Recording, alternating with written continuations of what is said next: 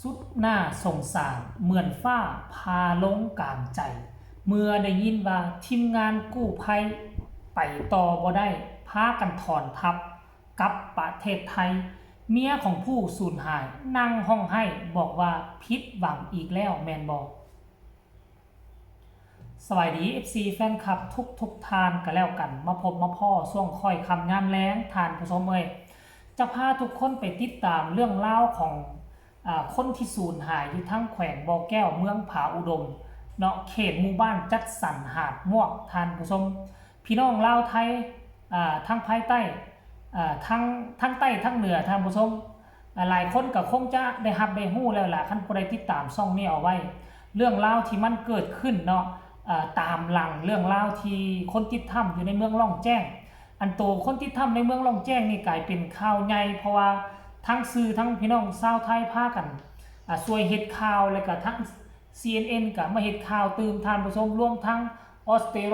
เลียก็ป้าโทรพากันเฮ็ดข่าวอึกกระทึกคึกโคมแต่ว่าอันคนสูญหายอยู่ทั้งแขวงบ่อแก้วนี่มีเพียงแต่แอฟฟ้าตามเพจต่างๆแล้วก็ยูทูบเบอร์หลาย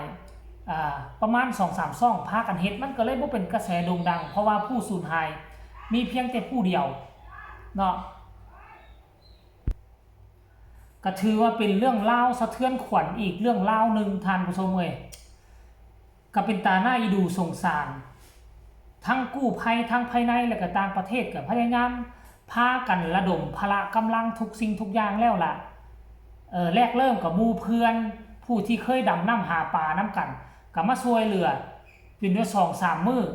ต่อมากับกู้ภัยกาแดงลาวก็ติดต่อหาทั้งนักดำน้ำทั้งเสียงของก็มาแล้วมื้อนึงแล้วก็ห่างหายไป2 มื้อ3 มื้อแล้วก็มีกู้ภัยสุดใหญ่มากัน10 คนว่ามีเครื่องไม้เครื่องมืออุปกรณ์นี่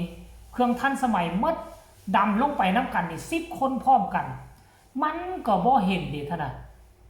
คันบ่เห็นแล้วคันก่อนแล้วนี่ว่าเขายังค้นหาบ่ทั่วบ่ถึงแท้เขาก็อาจจะนอนอีกคืนนึงแล้วค้นหาแต่ว่าอันนี้เขาเจ้าค้นหาทั้งพื้นที่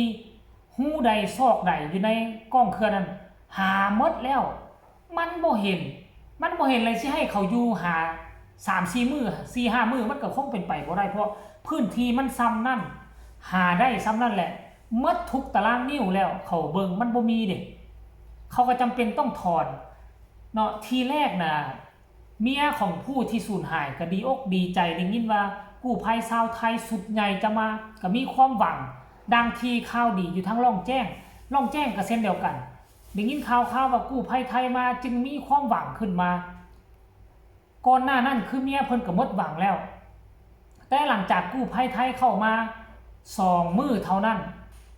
เมียเพิ่นก็ผิดหวังอีกแล้วหลังจากที่เพิ่นฮู้ข่าวบอกว่ากู้ภัยไทยซอกหมดทุกซอกทุกมุมบ่มีบ่เห็นแล้วกู้ภัยไทยจะกลับบ้านเมียเพิ่นก็ออกมาเคลื่อนไหวทันทีทันใดเลยทุกคนเป็นตาหน้าสงสารนี่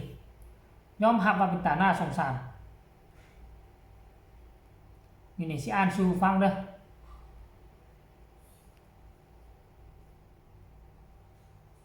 นี่นะหลังจากเพิ่นฮู้ข่าวว่ากู้ภัยไทยซอกก็บ่เห็นสิกลับไทยเลยเด้อเนาะเพิ่นก็ออกมาโพสต์เคลื่อนไหวว่าต้องผิดหวังอีกแล้วแม่นบ่ว่าซั่นอันนี้ภรรยาผู้ที่สูญหายต้องผิดหวังอีกแล้วแม่นบ่แล้วก็เพิ่นมาโพสต์อีกบ่เนี่ยป่านนี้สิเป็นแนวใดกินแนวใดไปนอนอยู่ไสเด้ว่าซั่นอาจเอ้ยผู้สูญหายชื่อว่าอาจเนาะแล้วก็ล่าสุดเพิ่นก็มาโพสต์อีกตึมเนี่ยเพิ่นก็มาโพสต์ว่านี่ตามน้ำของน้ำท่าไผพบเห็นแจ้งมาให้แน่เด้อว่าซั่นท่านผู้ชม FC แฟนคลับมาเห็นแบบนี้ไผบ่เป็นผู้สูญเสียผู้นั่นบ่เข้าใจแต่ว่าอันนี้เฮาบ่ได้เห็นสีหน้าค่าตาผู้เป็นเมียและก็ลูกเคลื่อนไหวซึ่งแตกต่างจากเคสอยู่ที่ล่องแจ้งอันล่องแจ้งอันแท้เมียอุ้มลูกน้อยห้องห่มห้องให้ไปเฝ้าผัวเนาะทุกมื้อทุกคืนอดข้าวอดน้ำแต่อันนี้นี่ผู้ที่เป็นภรรยาเพิ่นก็ไปแต่ว่าเพิ่นบ่ออกกล้องบ่เห็นผู้ใดไปถ่ายไปเทยเพิ่นน่าจะห้ามให้ถ่ายแหละบ่ให้ถ่าย บ่อยากให้เห็นตอนเพิ่นห้องให้เพราะที่เสียความสวยความงามอาจจะเป็นนั่นก็เป็นได้ท่านผู้ชมอันนี้ค่อยก็บ่ฮู้เนาะแต่ว่าก็เห็นเพิ่นโพสต์เคลื่อนไหว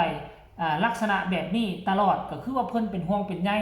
ลูกไผเมียไผผัวไผก็ฮักไผก็ห่วงในท่านผู้ชมเนาะสรุปรวมแล้วก็